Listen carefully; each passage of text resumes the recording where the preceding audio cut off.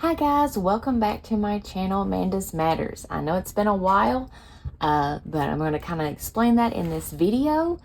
This is going to be a year in review flip through with my pocket planner. So let's just get right into it.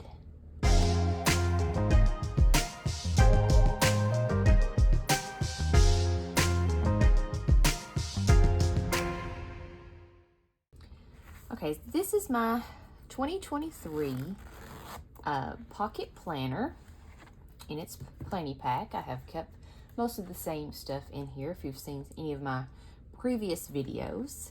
I'll just set that to the side. And this is my pocket planner. Now, pocket planners don't show up on Erin Condren very often, so you kind of have to watch for them. I will try to post in the community tab of my channel the next time that they have any for sale, because at the end of the video, I'm going to show you the new design for the pocket planner. So I have a feeling that this will come back very, very soon. So I'm going to keep a lookout for you on the Erin Condren site, and then I'll put it on the community tab when I see it. So today is New Year's Eve. This video probably will not go up on New Year's Eve, but I did want to let you know that I am filming on New Year's Eve, thinking about all the things that have happened this year. So this year for me has been quite a challenge. As we flip through here, I'm just kind of letting you see some of the ways that I plan using this pocket planner. Important dates and things I have stamped or circled, and then more details of what those dates are following in the weekly pages. So January, starting out, normal year, we're just doing what we do, starting the new year just like we're about to start this 2024. And my first week of January, I had a GI appointment. I'd had some symptoms a few months before that, and it was just time to see what it was about. So you can see that I don't always plan decoratively on my weeks in here, and you can see that some of them are going to be more decorative heavy than others, and I'll kind of tell you why. So I had my colonoscopy on the 18th of January, and they found cancer cells in my colon. So that kind of started the journey of the rest of this year. So we went on to getting some scans. I have a CT scan written there, getting my insurance figured out, making sure that I had everything before the actual diagnosis, because that was not the diagnosis. That was just saying, hey, we found cancer cells. And then you see all of the dates in here in February that are now marked. So had an appointment with my surgeon, just a regular appointment. We had a Valentine's banquet at our church. I thought was really sweet, so I kind of decorated that one up. This was actually Valentine's Day that week. I had the radiation oncologist that week, PET scan. I had to leave work for a pre-admit appointment for my surgery. The surgery was not to take out the cancer, but to put in a port. I had to do some genetic testing, because some things in my family had to be checked to see if it was in my system too. So I had my port surgery here, I believe. Yes, my port surgery, got my port put in February 20th. And then we had my first day of radiation, February 22nd. So my initial finding out I had cancer was January 18th, I believe it was. That's why I like writing things down so I can go back and look. January 18th, and I'm starting radiation just a little over a month later.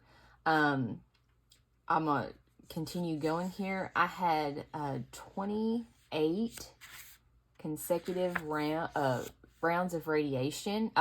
So that's why March is blocked off. Every day of the week in March, they don't do it on Saturday and Sunday because I was also taking chemotherapy pills on those days. So I would have radiation chemo pills every day. You see the green, and then the Saturday and Sundays, since I didn't have any radiation, I didn't have to take any chemo pills. So that's how that started. March was also my birthday month. That's my birthday right there. So that kind of put a damper in my birthday. I actually had radiation and was taking chemo pills on my actual birthday. Just kind of showing you some things in here, how I decorate that have to do with school in here as well. I kind of wanted to know when I was having to leave and all of that. And then this is the week of my birthday, so I used some stickers to show that. And then here's April, so we have some teacup in there. We don't have as many points in here because, I like to use my productivity page, kind of cute. I didn't do that on all the months, but I did do it on some of them. So this was my last week of radiation. So my dad took me Monday through Thursday, and then my mom wanted to take me on my last day of radiation because she's had to go through a lot of radiation herself. And she knows how big a deal it is to be done with it. So that was phase 1. Radiation was phase 1. That was done on March 31st. And then we move on, and I really decorated for Easter in here. I had some really good stickers from River Street Stickers with that. I still have a lot left, so I love stickers if you haven't seen on my channel. And then we're back to a CT scan. So I got finished with radiation, so they wanted to see what that did. So they went ahead and did another CT scan. So this was one of my son's birthdays. He wasn't with me, so I had to call him, but I wanted his week to look cute for me. Not for him, but for me. So then this starts, April 24th starts my first cycle in my chemo infusions. So we had chemo education that day. We had seeing the doctor that day. We had labs. And then we had my first infusion. So I had an infusion that would, I think it last, I can't remember now, I think 2 or 3 hours that you sit there. Well, I wrote it down, 11:45 to 3:45. Thank you, Amanda, for letting me know that. So it was a pretty long time to, you just sit in the chair and then you let it run. It just runs through. And the treatment that I had, you couldn't have anything cold to drink even while you were getting the infusion. So starting this day until I was probably completely done, I didn't have anything cold. And when I mean cold, like it got to the point that room temperature was too cold. So for a long time it was warm things, especially on my weeks that I had my infusion, it was hot. It had to be hot. And it affected my hands, it affected my feet, and it affected my throat. So if I had anything cold, it would feel like I was choking, like I can breathe. So you didn't want to do that. So that started my first cycle. I would have an infusion, and then I would have 2 weeks of pills. That's why it says pills. That was my chemo pills. And then I'd have a week off, and then we do the next cycle. So I just like having things written down, and I felt good enough to do that, so I continued. And then this was really cute. I got those stickers that week, and it was really cool. And it's got the hollow kind of gold going on in it.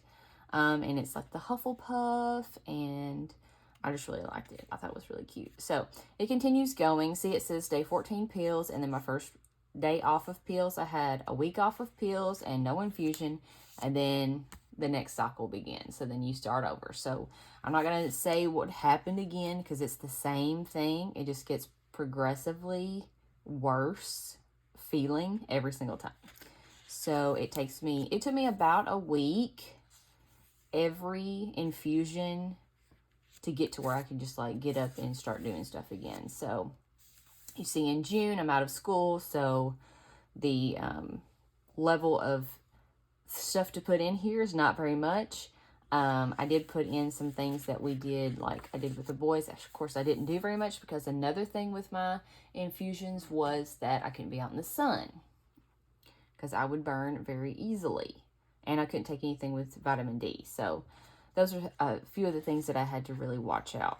I got a respiratory infection in June while I was taking the pills, which resulted in my infusion being canceled. My white count was too low for treatment. He didn't want to get me too low. But that was like the beginning of green is a 4. I think a 4.5. And I think I was a 2.1 that day. So we had to wait a week and to let my body kind of reset itself to get back up, and then we went to the next cycle. So cycle 3 got postponed. That was always the fear. Every time we went back, we're like, is it going to get postponed again? So, and that's the postponing, gosh, it made me feel so much worse. Like those cycles, this was the first one that got really, really bad. Like you can see, I put like really what was going on, like for me, like feeling wise in here right before Father's Day, of course. So that messed that up.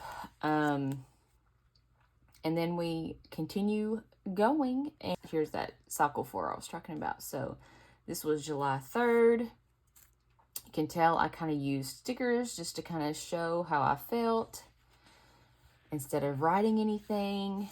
I got these really cute stickers with like cats swimming, and I thought they were really cute for July, so I put those in.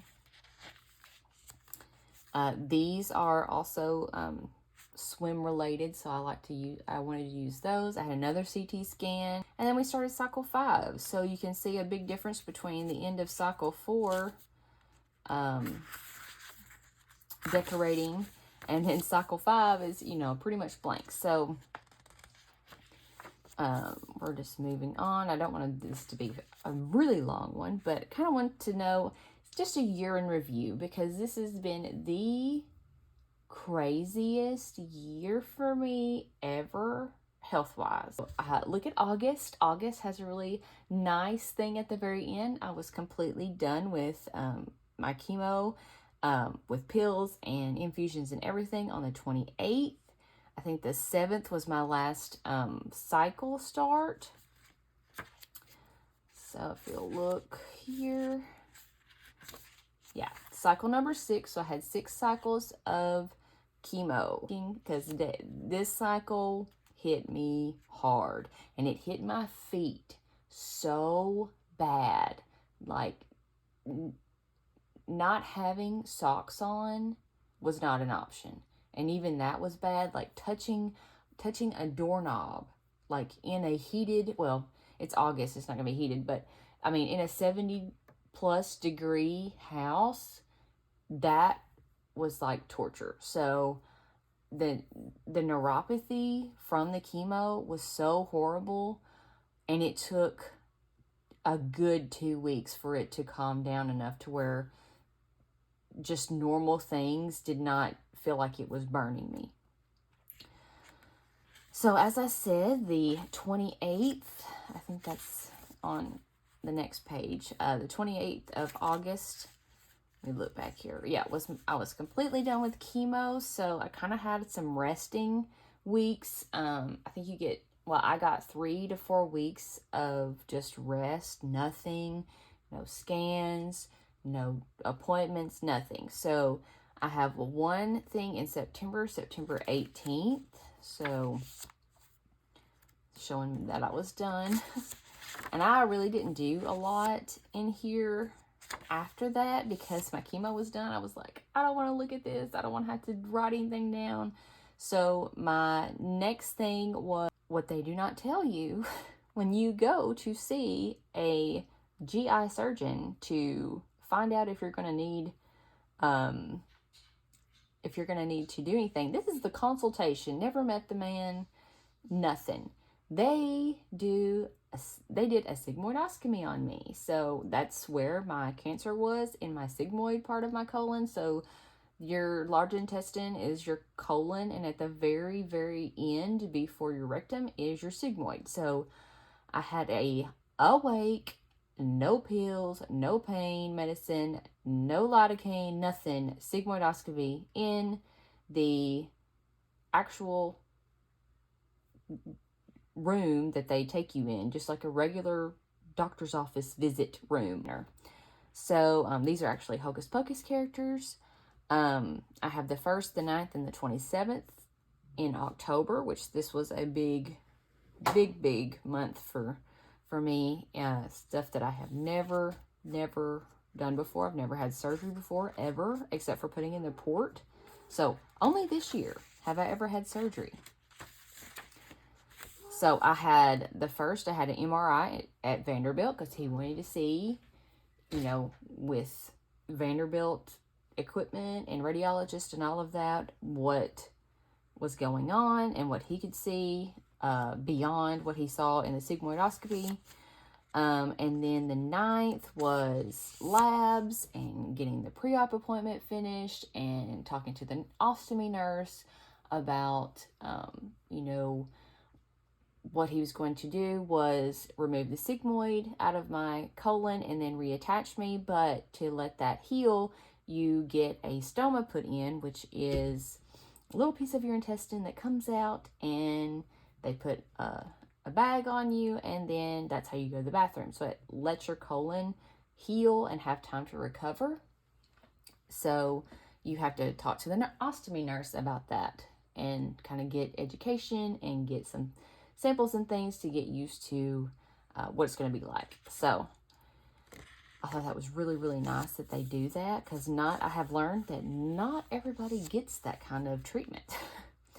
All right, so the October 25th, we're winding down here, was my last day of work before surgery, and then 27th was my sigmoid removal surgery. So that's when I got my ostomy. So I went, I think it was 10:30 that morning. I was supposed to start at 12:30, I think. And then it was quicker than what he even thought that he was going to do. So it was a really good surgery.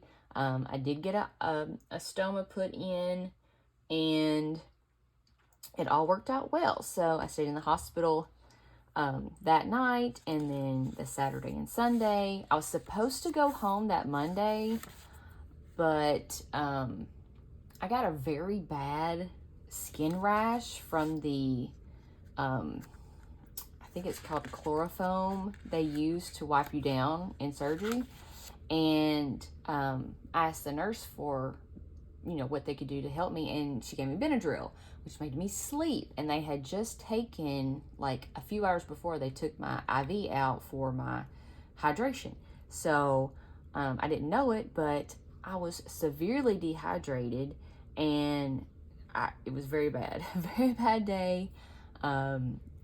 They let me stay another night, and then we got as much drink in as possible. They did a really fast IV on me to get my hydration up, and then I got to go home that Tuesday. So I came home on Halloween.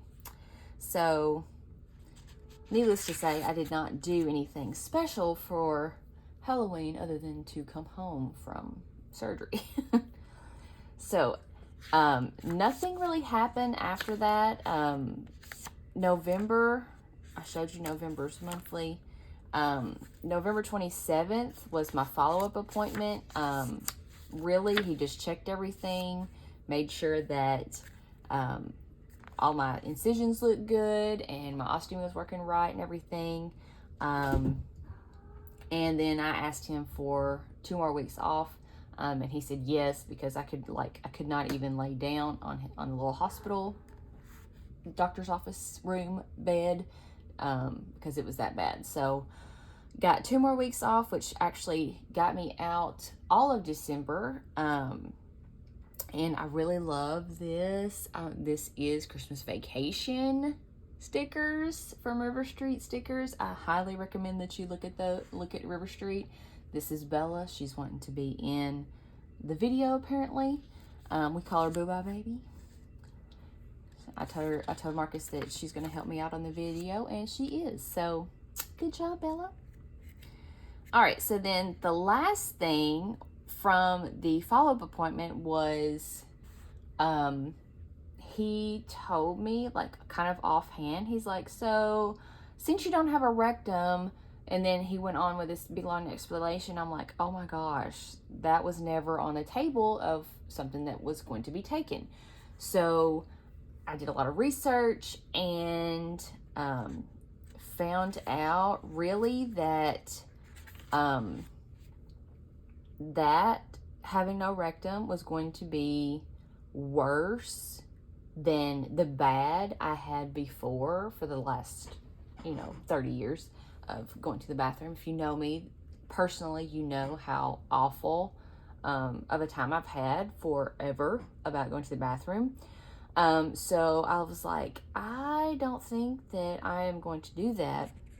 So I did a lot of research and I looked it up, and I told him, I said, my quality of life is better with the ostomy.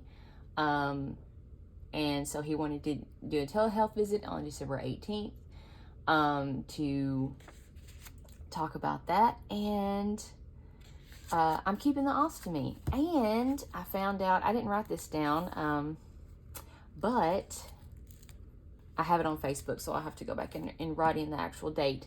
I am also cancer-free. So once he took out everything from the surgery, and it was all tested and all the lymph nodes were tested, I am no longer have any cancer cells whatsoever in me. So yay for that. I'm so excited. So I am living better than I was before. At the beginning of this year, I have better quality of life. I don't have any cancer, and I get to start this new year with this new pocket planner. So I wanted to show you.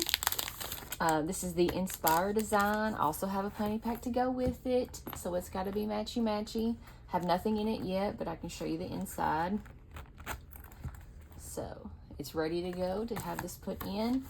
It's a little bit different than the other one. It does have a place to put a pen, and this pen came with it. I thought that was really cool.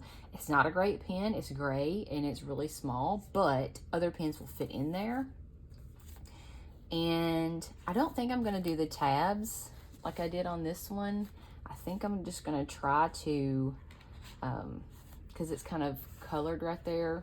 Not like bright colors, but you can kind of see where each month is.